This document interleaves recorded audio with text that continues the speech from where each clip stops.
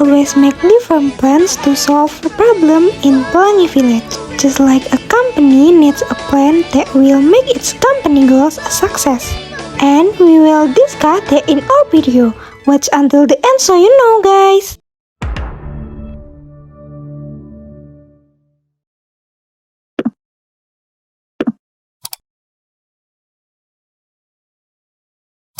Hello everyone, we are from International Class of Economic Development 2023, Faculty of Economic and Business, University of Lampung.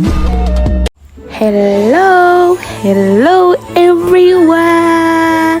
My name is Ayu Nabila. I'm pretty girl in the world. Bye. Wow. Help guys, help! I need a doctor. Please help me. I'm here. My name is Zakira Kafadilah. I'm from Economic Development 2023. Ding dong! Hello, Cinderella is here. Eight, that's wrong. Here is Anastasia Tunas from Economic Development 2023. And the lecturer is Dr. Madiana SAMM. And she has social media like YouTube and Instagram. Don't forget to follow and subscribe, guys.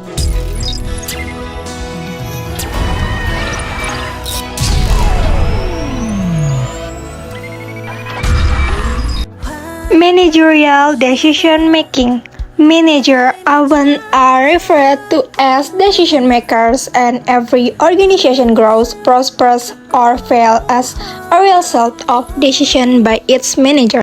Many manager decisions are strategic, such as whether to build a new factory, move into a new line of business, or sell off a division.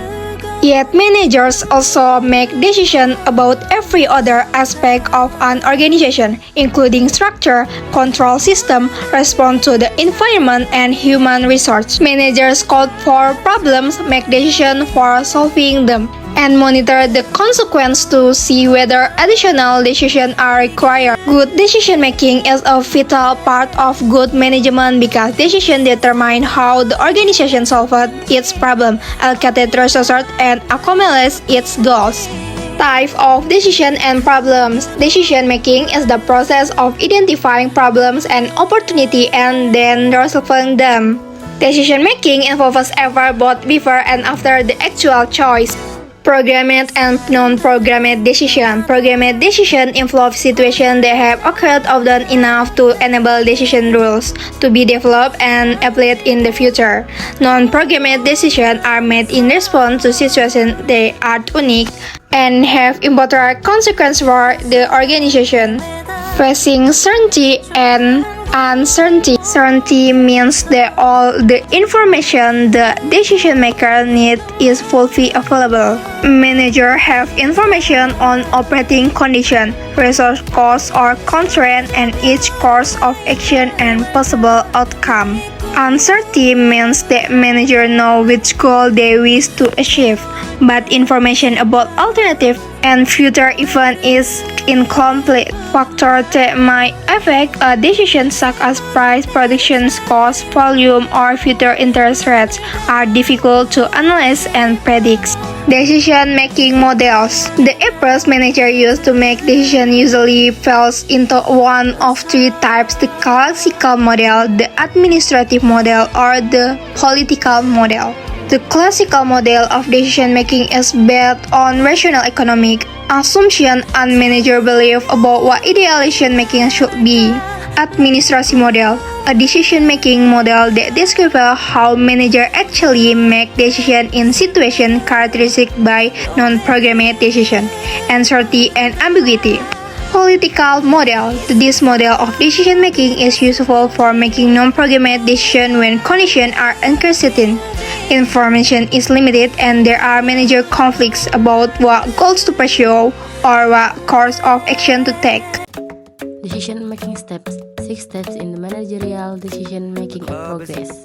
First is recognition of decision recruitment. Awareness of problem or opportunity is the first step in a decision process. Diagnosis and analysis of cases. The two main questions for managers to determine the underlying cause are what exactly happened and why. Development of alternative. Decision alternative can be thought of as tool for reducing the difference between the organization's current and desired performance. Selection of desired alternative. Choosing among alternatives also depends on manager personality factor and willingness to accept risks and uncertainty. Implementation and choosing alternative. The implementation stage involves the use of managerial, administrative, and persuasive abilities to ensure that choosing alternative carried out. Evaluation and feedback. Feedback is the part of monitoring that assesses whether a new decision needs to be made.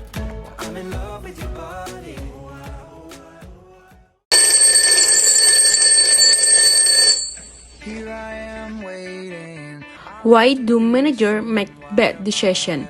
Managers are faced with a relentless demand for decision, from solving minor problems to implementing major strategic change. Innovative group decision making. The ability to make fast, widely separated, high-quality decisions on a frequent basis is a critical skill in today's fast-moving organization.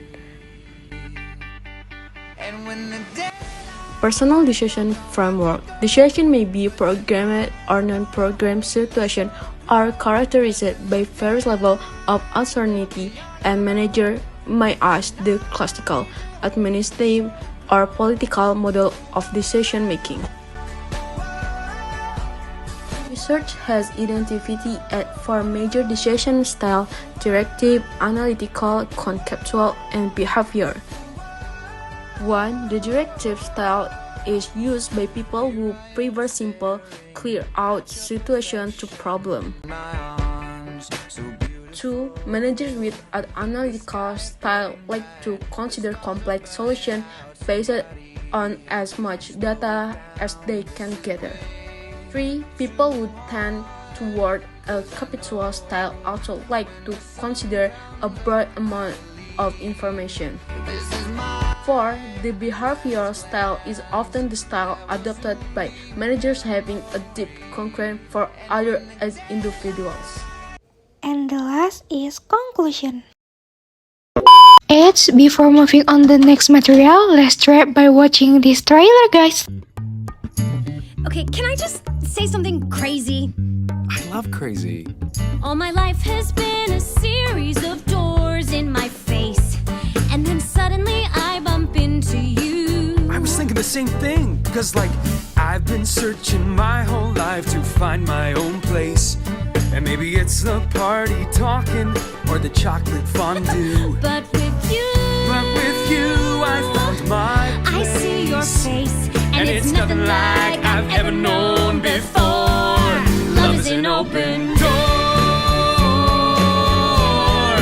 Love is an open door. Love is an open door. With you,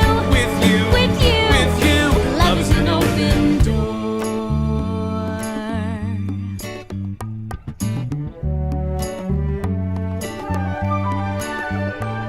I mean, it's crazy. What? We finish each other's Sandwiches. That's what I was gonna say. I've never met someone who thinks so much like me. Jinx again. Our mental synchronization can have but one explanation. You And I were just meant to be.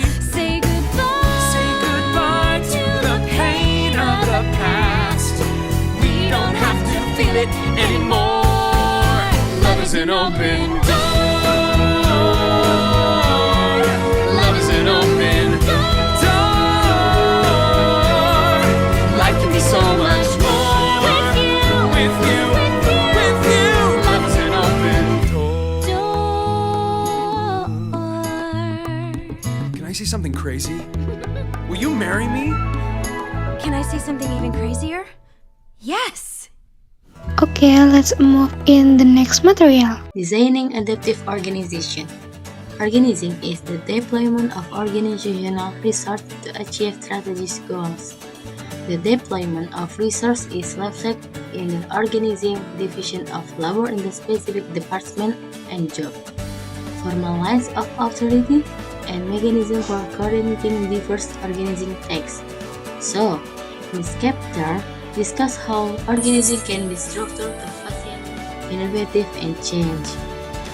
Organizing the vertical structure. Definition: the framework in which the organization defines how tasks are divided, resources are deployed, and departments are coordinated. The characteristic of vertical structure: work specialization, chain of command, span of management, and centralization and decentralization.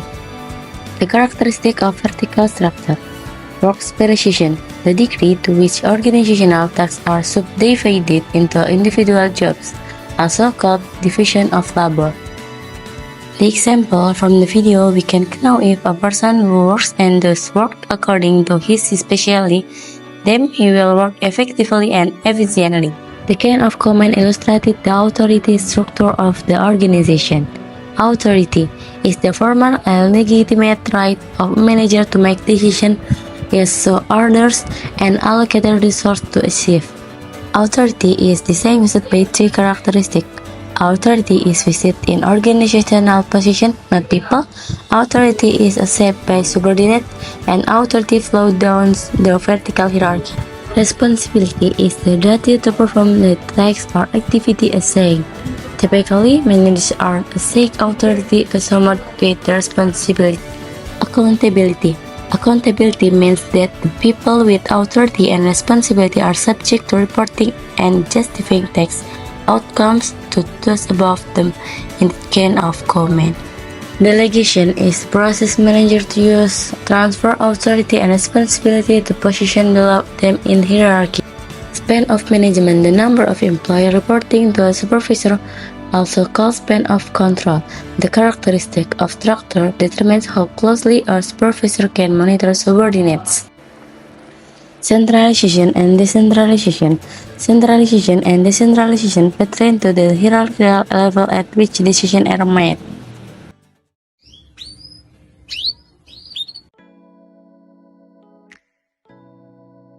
Departmentalization, which is the basic for grouping position into department and department into the total organization. Manager make choice about how to use the chain of command to group people together to perform their work. Structural of the chain of command in departmentalization. Vertical function apart. What it is functional structure is the grouping of position into department based on similar skill, express work activity, and resource use. Divisional approach. What is in context to the functional approach, in which people are grouped by same skill and resources. The functional structure occurs when departments are grouped together based on similar organization outputs. The characteristic of vertical cultures. Matrix approach. What is the matrix approach combines aspects of both functional and divisional structure simultaneously in the same part of the organization. Team approach. What is probably the most widespread trend in departmentalism in recent years has been the implementation of team concepts. The characteristic of vertical structure. The virtual network approach. What it is the most recent approach to departmentalization extends the idea of horizontal coordination and collaboration beyond the boundaries of the organization. Advantage and disadvantage of each structure. The major advantage and disadvantage of each.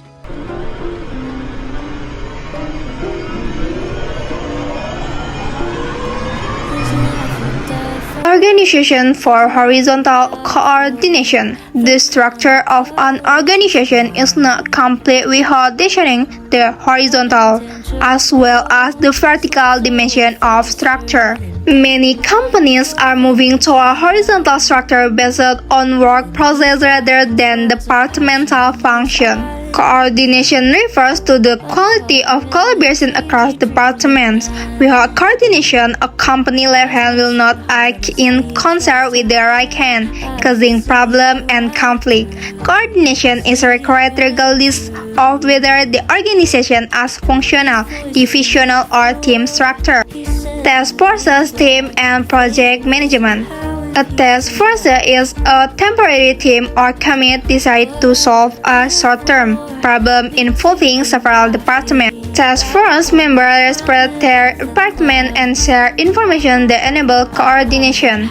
A team works with continuous rather than temporary problem and might exist for several years. Teams members think in terms of working together for the good of the whole rather than just for their own department. A project management is a person who is responsible for coordinating the activities of several departments for the completion of a specific project. Project management are critical today because many organizations are continually reinventing themselves, creating flexible structure and working on projects with an ever-changing assortment of people and organizations. Structure follows strategy. How do managers know whether to design a structure that emphasizes the formal, vertical hierarchy or one with an emphasis on horizontal communication and collaboration? The answer lies in the organization strategic goals. The right structure is designed to fit the organization strategy. As a new manager, understand how structure fit the organization strategic goals. Design the right mix of structural characteristics to enable the organization to effectively implement its strategy. Typically, strategy goals of cost efficiency occur in more stable environments, while goals of innovation and flexibility occur in more engaging environments. And the last is conclusion.